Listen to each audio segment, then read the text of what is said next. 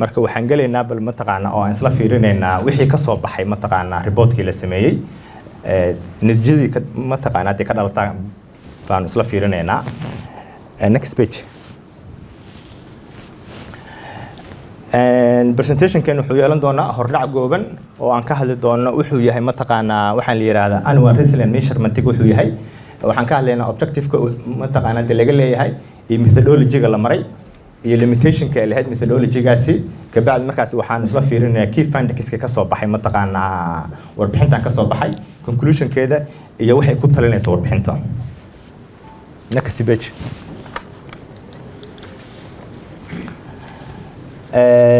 haddii aan ku bilaabo annual resilience measurement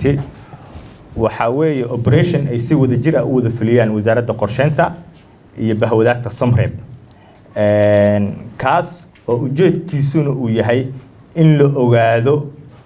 wixii ka dhashay natiijooyinkii ka dhashay mataqaana waxaan la yiraahdo resilient interventionska Somreb ay waday natiijooyinkii ka dhashay iyo guulihii laga gaaray ama gaabiskii ka jiray in lagu ogaado oo mataqaana warbixin lagu ogaado midaan hadda ugu dambeysay oo si sanad la ah loo qabto saa ka arkaysan annual waa wax si sanad la ah in loo qabto waxaa la bilaabay in la qabto missionkeeda January 25keedii ilaa waxay socotay February 26keedii socotay taasoo la aaday mataqaana fiildiga la aaday la soo aruuriyay xog la soo aruuriyay next page ujeedooyinka laga leeyahay annual resilience measurement-ga ugu weyn waxa waaye number 1 in la qiimeeyo mashaariicda iyo programyada Somreb ay fulinaysa inay yihiin kuwa la xiriira context-ka oo wax laga fulinayo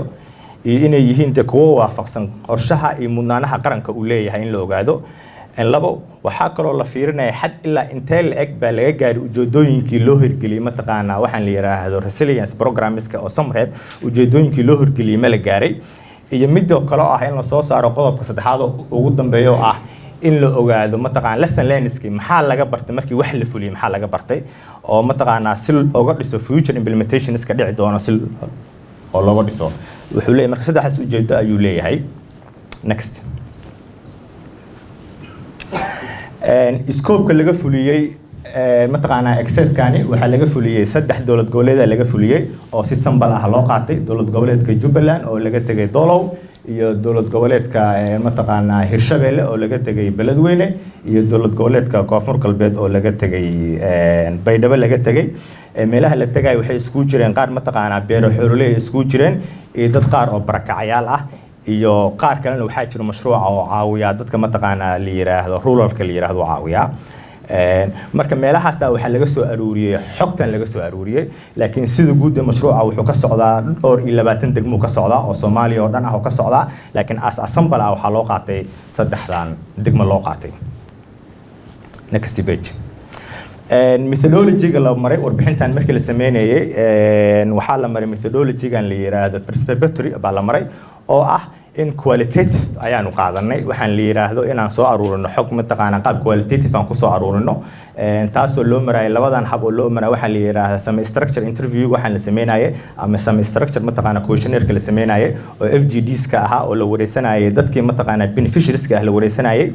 iyo waxa kale oo la wareysanayay waxaan la yiraahdaa community leaders-ka iyo mataqaana dadkii wax loo sameeyay iyo dadka mataqaana xoogaalka u ah oo ka socday mataqaana hay'adaha wax fulinaya dawladda iyo degmada iyo dhammaan xidda mataqaana dadka waxaan la yiraahdo community leaders-ka dadka la yiraahdo marka wuxuu lahaa methodology-giisa oo waxay ahayd qualitative ahayd oo marka waxa la maray habkaas la maray methodology-gan si guud ahaan waa sida hadda aan soo sheegnay mataqaana oo waxay ku saleysan tahay habkan qualitative-ka ku saleysan tahay limitation-ka ay leedahayna waxa waaye maadaama marka la sameynayo annual resilience measurement ama marka la cabirayo waxaan la yiraahdaa resilience measurement marka la sameynayo wuxuu u baahan yahay habkan la yiraahdo mixed approach oo ah mataqaana qualitative and quantitative ah taasna marka waxa la ogaan karaa fundkiska accurate fundkiska mataqaana natiijooyinka laga gaaray mataqaana interventionska la ogaan karaa marka gaabiska ugu weyn ee lahayd marka waxay ahayd mataqaana waxaan la yiraahdaa methodology-ga aan barnay taas oo ahayd bas mid ku ekeysan mataqaana qualitative hadda marka waxaan isla fiirinaynaa next page hadda waxaan isla fiirinaynaa alignment-ga mashaariicda Somreb ee wado iyo si mataqaana ugu waafaqsan yihiin qorshaha horumarinta qaranka sida halkan ka aragtaan presentationkani bilarka saddexaad ee qorshaha horumarinta qaranka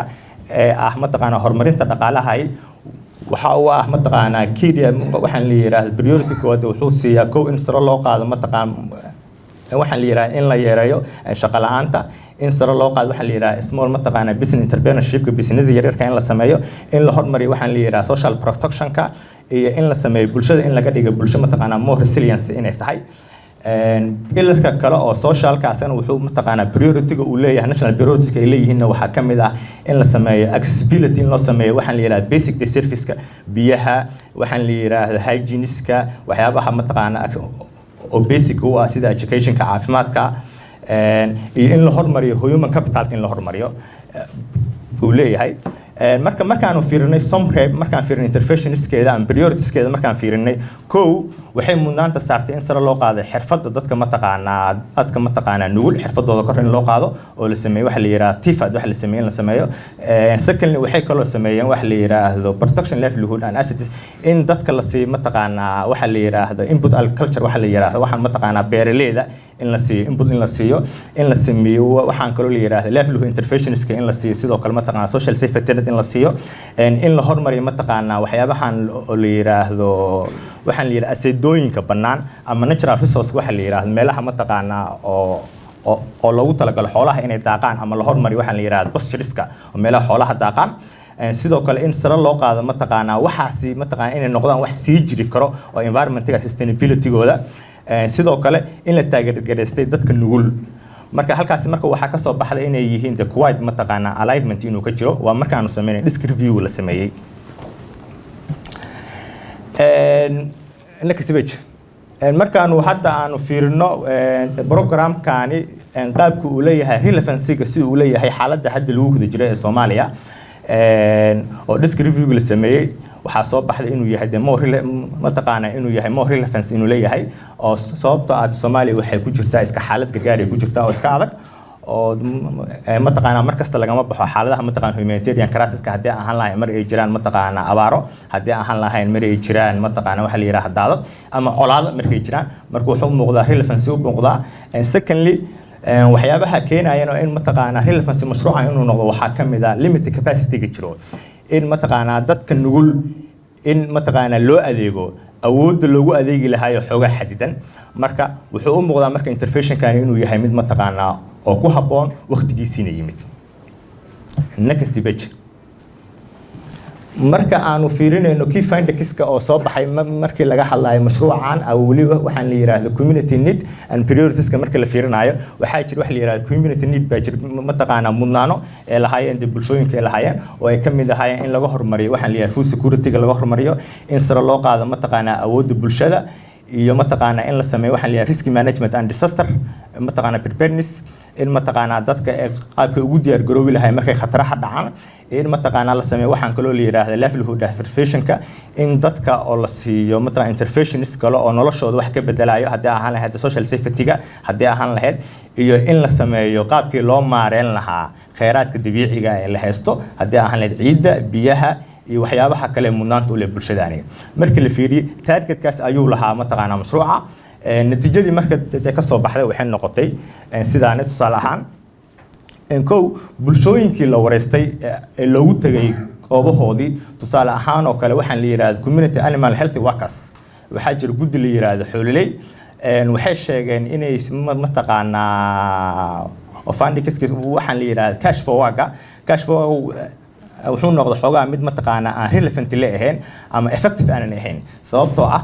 wuxuu dhacaa frequency-gu uu ku dhaco wuxuu noqotay mataqaana sanadkii frequency aad u yar noqotay oo tusaale ahaan oo kale meesha loogu talagalay frequency-giisa inuu bato sanadkii wuxuu dhacaa frequency aad u yar oo ah mataqaana laba mar oo wuxuu dhacaa laba mar buu dhacaa markaasna waxaa la siiyaa qofka waxaa la siiyaa $6 la siiyaa bishii noqonayso $84 sababta loo sameeyayna cash for work waxa waaye dadka in waxyaabaha u baahnayeen mataqaana sida waraha inay qotaan inay wadooyin ku sameystaan inay mataqaana clan irrigation iska la sameeyay inay mataqaana ay ku dayactirsan ayakana income la siiyo income-kaasina ay noqdaan mataqaana mid oo ka daboola baahiyahooda ay leeyihiin markii la fiiriyay cash for work muusan noqon mid mataqaana oo ah mataqaana waxaan la yiraahdaa consistency muusan noqon oo joogtaahi labo mataqaan income kala siinayeen wuxuu noqday mataqaan insufficient mataqaan wax yar buu noqday aan ku fulinayn dadka marka la fiirinayo relevancy-ga programkan iyo xaaladiisa iyo context-ka marka la fiirinayo gaabiska iyo setback-ga uu leeyahay wuxuu yeeshay mataqaanaa waxaa soo baxay defandiska waxaa ka soo baxday mataqaanaa inuu mataqaanaa displacement-ga uu ka yahay inuu mataqaanaa uncommon conflict and hindered access inuu mataqaanaa uu keenayo mataqaanaa displacement-ga inuu qayb ka yahay in mataqaanaa humanitarian crisis-ka dalka ka jira ay tahay mid mataqaanaa mid joogta ah mataqaanaa bulshadu mar walbana ay yihiin bulsho nugul iyo sidoo kale resource kale leeyahay uu yahay mataqaanaa oo la siinaya dadka beneficiaries-ka la siinaya inuu yahay limited resource inuu yahay markii laga fiirinayo xagga relevancy-ga hadda waxaan fiirinaynaa gaabiska ka jiray waxaan la yiraahdo community needs and priorities-ka gaabiska ka jiray tusaale ahaan oo kale markii hadda aan ka hadlayno waxa la yiraahdo water management committee-ga markii laga hadlayo water management committee-ga waxaa loogu talagalay in bulshada awood inay u leedahay inay dayactiran karaan mataqaanaa waxaan la yiraahdo water facility-ga meelaha ay ka helayaan biyaha ka helayaan inay yihiin mataqaanaa kuwa u awoodo oo mataqaanaa aan kuwa awoodo inay dayactirtaan funding-kiska soo baxay wuxuu sheegay in mataqaanaa dadku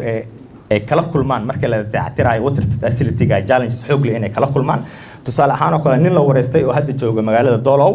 oo kamid ah dadkii la wareystay wuxuu sheegay mataqaanaa in ay kala kulmaan caqabad weyn in ay kala kulmaan markay timaado water facility-ga in la dayactirsato aysan dadka aysan u haynin awood inaysan u haynin and expectation-kooduna uu yahay high expectation in mataqaanaa humanitarian agencies-ka mataqaanaa inay yihiin kuwa oo caawinayo laakiin aysan ahayn shacabka mataqaanaa kuwa mid gareeyay baahidaas gaabis kale oo lahaa waxaa kamid ah community needs-ka waxaa kamid ah inuusan jirin mataqaanaa toolka wax lagu dayactiro inaysan dadka aan loo qaybin inta toolka wax lagu dayactiro sababtoo ah agriculture inputs-ka waxaa kamid ah dadka in la siiyo toolka in la siiyo beeraha waxay ku qoteen midkan kale marka la sameynayo oo la sameynayo water facility-ga marka laga shaqeynayo asagana wuxuu u baahan yahay tool in la siiyo dadku inaysan haysanin mataqaanaa toolkii wax ku dayactirsan lahaayeen sidoo kale overwhelming hadda aan soo sheegay dadka inay yihiin mataqaanaa expectation high ay ka qabaan hay'adaha inay mataqaanaa wax ka qaban doonaan laakiin mataqaanaa uu ka jiro resource-ka inuu ka jiro scarcity inuu ka jiro halkaasi tusaale ahaan oo kale haddii aan fiirino mataqaanaa community waxaan la yiraahdo community structure oo la yiraahdo base la yiraahdo gaabiska lagu arko waxaa kamid ah waxaan la yiraahdo community animal health workers-ka waxaa la soo wareystay ilaa iyo afar waxaa la soo wareystay ilaa saddex la soo wareystay saddexdii la soo wareystay laba kamid ah maysan helin mataqaanaa tababar ku filan maysan helin oo gaar ahaan dadka joogay beledweyn waxay sheegeen in uu tababarku iska ahaa mid orientation ah inuu iska ahaa uusan ahayn tababar mataqaanaa si deeply ah dadka oo lagu baraayo qalabka xoolaha u isticmaalayaan iyo si u daaweysanayaan specifically mataqaanaa cudurrada jiro inay mataqaanaa halkaasi challenge in ay kala kulmeen xataa waxyaabaha dhici karo ay sheegaan waxaa kamid ah in daawooyinka khaldan in ay ka dhufteen tusaale ahaan oo kale nin hadda la wareystay oo ahaa joogay deegaanka la yiraahdo luuq dheer oo beledweyne ah wuxuu sheegayaa inay heleen kitkis laakiin mataqaanaa ay ahaayeen aysan ahayn mataqaanaa familiar in aysan leeyahin mataqaanaa tababarka la siiyey uusan effective u ahayn aysan xoolahooda mataqaanaa sidii la rabay aysan mataqaanaa aysan u daaweysan karin gaabiska kale oo soo baxo kale waxaa kamid ahaa oo la sheegay mataqaanaa community-ga waxaan la yiraahdaa community need and priorities-ka ee ka soo baxay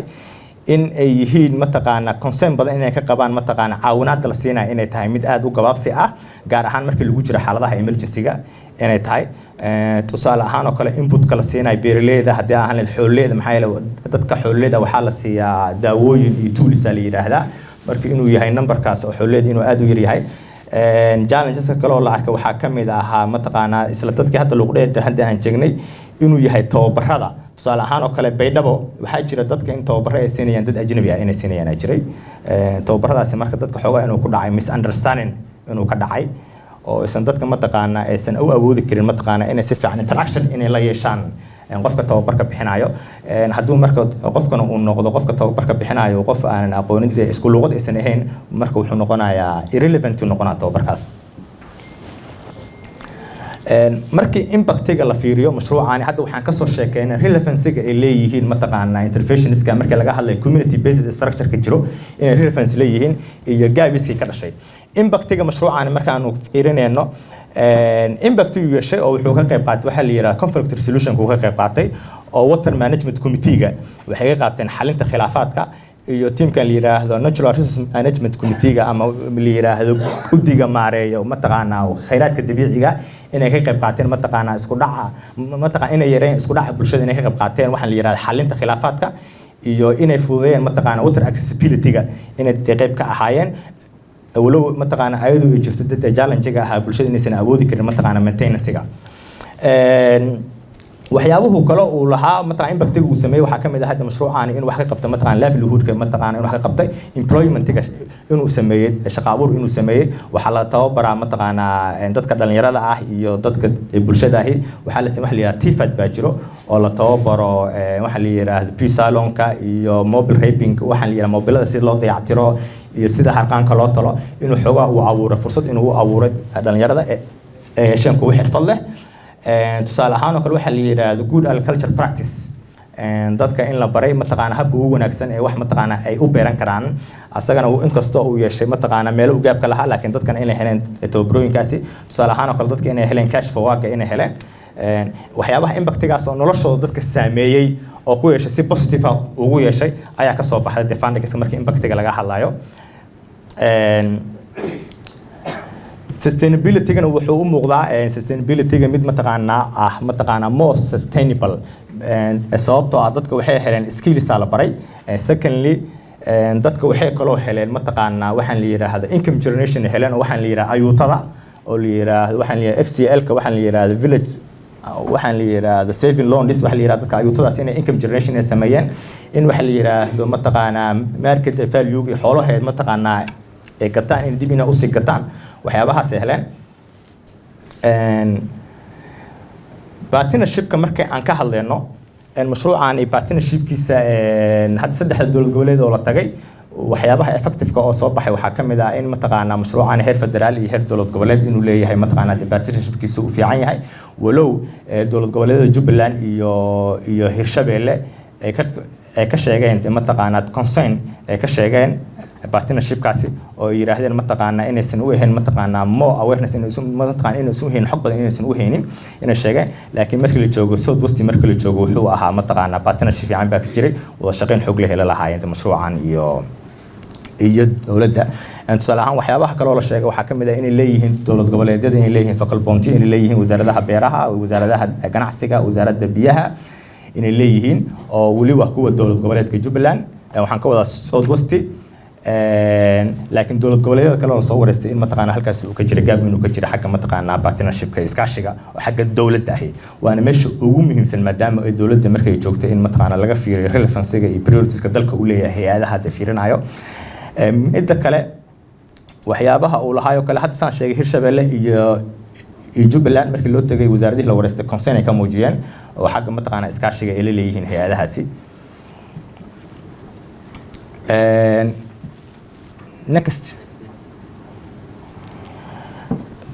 coordination-ka intaan ka bixin mashruucani markii la sameeyay investigation-ka la sameeyay la soo baaray ma lahan mataqaanaa waxa la yiraahdo quarterly coordination ma lahan oo hab mataqaanaa si sanadla ama hab mataqaanaa loo qabto si oo quarterly ama hab mataqaanaa semi annual loo qabto xagga oo coordination-ka ahi ma lahan in generally taasina waxay wiiqaysaa mataqaanaa implementation-ka wiiqaysaa in la gaaro natiijo fiican la gaaro finally conclusion-ku ugu weyn wuxuu soo baxay waxaan noqotay mataqaanaa in mashruucaani samreeb inuu the more relevant leeyahay mataqaanaa national development plan-ka markii la joogo disk review-ga laakiin fiilkii markii la tago xogaa in la arkay some gaps la arkay thirdly in bulshooyinkii la wareystay in ay mataqaanaa identify gareeyeen mataqaanaa development plans-ka u baahan yihiin waxa la yiraahdo bulshooyinka waxay yeeshaan waxa la yiraahdo community action adaptation plan in ay ka awood u leeyihiin bay soo sheegeen ayaka mataqaanaa priorities-kooda ay soo gudbiyaan and secondly in la sameeyo mataqaanaa investment xagga capacity building-ka in la sameeyo oo dadka tababaro la siiyo thirdly in mataqaanaa ay jiraan waxa la yiraahdo community structure based waxa la yiraahdo mataqaanaa waxa la yiraahdo guddiga horumarinta degmada waxa la yiraahdo guddiga maareynta biyaha guddiga mataqaanaa maareynta kheyraadka dabiiciga iyo mataqaanaa waxa la yiraahdo iyo group-yadan oo ah ayuutooyinka sameeyo in la hirgeliyay xagga involvement-ga dowladana inuu mataqaanaa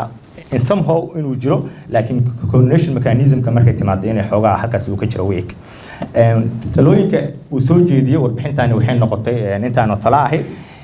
fundings kan waxay soo jeediyeen mataqaanaa in limited in mataqaanaa in baahiyaha bulshadu inay sheegan karaan inay tahay limited mid xadidan inay tahay ee u baahan yihiin bulshada mataqaanaa si mataqaanaa inay uga qayb qaataan inclusive uga qayb qaataan oo baahsan inay uga qayb qaataan inay baahiyahooda ay soo jeediyaan sidoo kale mataqaanaa inay noqdaan waxyaabaha ay soo gudbinayaan interventionist inuu noqdo mid mataqaanaa relevant la ah context markaas lagu jiro relevant la ah inuusan noqon mataqaanaa resource oo gaab tusaale ahaan oo kale dadkii bulshooyin oo kale hadda aan soo aragnay waxay ahaayeen dad xoololey u badan ay ahaayeen dadkaasi xoololeyda awood badan uma aysan lahayn mataqaanaa inay xoolahooda u helaan mataqaanaa daryeel caafimaad kaas waxa uu ka qayb qaadan lahaa productionka mataqaanaa xoolahooda inay limited noqdaan sustainability-ga marka laga hadlayo in ayadana mataqaanaa la xoojiyo sustainability-gaahi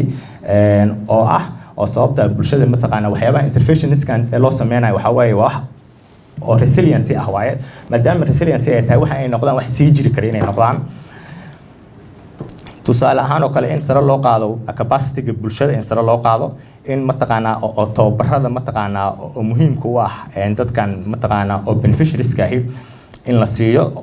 oo tababarada u baahan yihiin weliba kuwa oo contextkooda iyo baahiyahooda la xiriirayo inay yihiin midda kale oo kale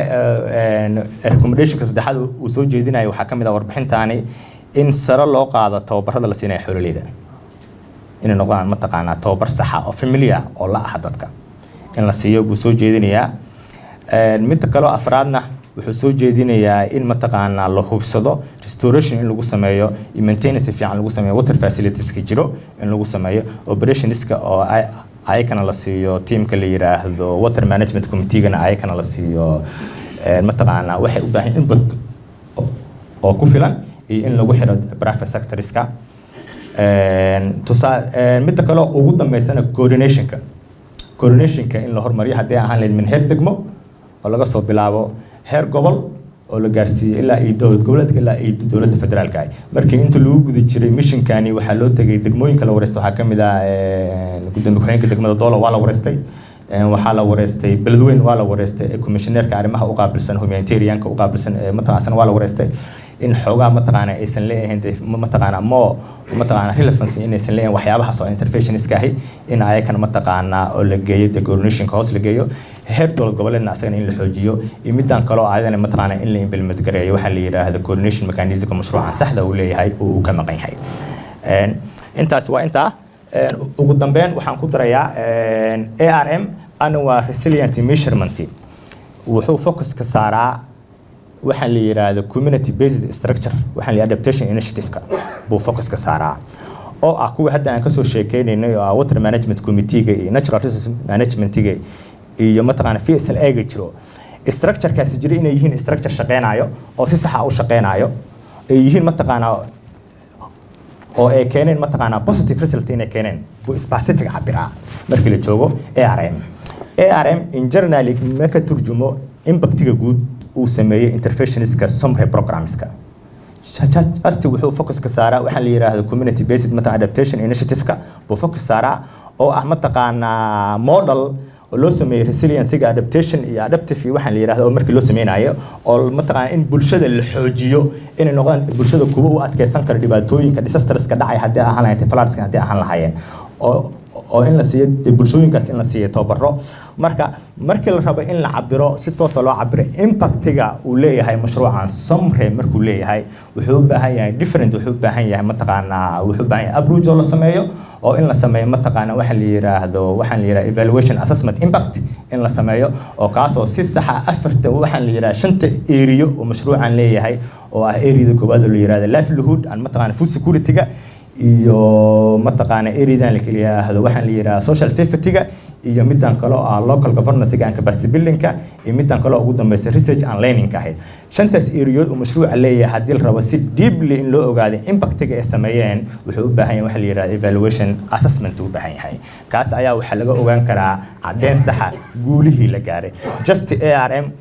mataqaanaa wuxuu focus gareynayaa adaptation initiative-kan la sameeyay ayuu focus gareynayaa kaasna hadda sida nooga muuqato somehow waxaa laga sameeyay mataqaanaa positive ay ka jiro somehowna waxaa ka jira gaabis ay ka jiro iyo sidoo kale waxaa kaloo jiro in la sameeyo asagana loo baahan yahay tusaale ahaan oo kale istaraatiijiyada leedahay hadda mataqaanaa summary leedahay istaraatiijiyadaas waxyaabihii ka hirgalay in ayadana dee lagu qiimeeyo oo achievementigiis la gaaray midda kale oo aan ku darayna waxaa waaye in ay noqdaan assignment marka la sameynayo mishinadana kale inay noqdaan mataqaanaa in loo isticmaalo household survey in la sameeyo waxaan hadda aan sameynayno waxaa waaye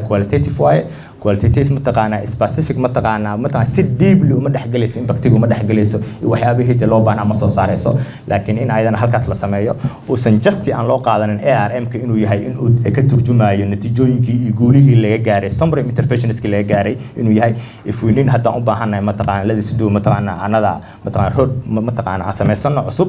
oo aan mataqaanaa aan ku ogaanayno achievementigii laga gaaray mataqaanaa programkan la yiraahdo summary intervention program. And finally that's waxa weeye presentation keena reportku ay hor yaala waa akhrisan kartaan in input hadaa u baahan tihiin kale waxaan ugu soo sheegi doontaan mataqaanaa by email aan ugu soo sheegi doontaan marka waa mahadsantihiin.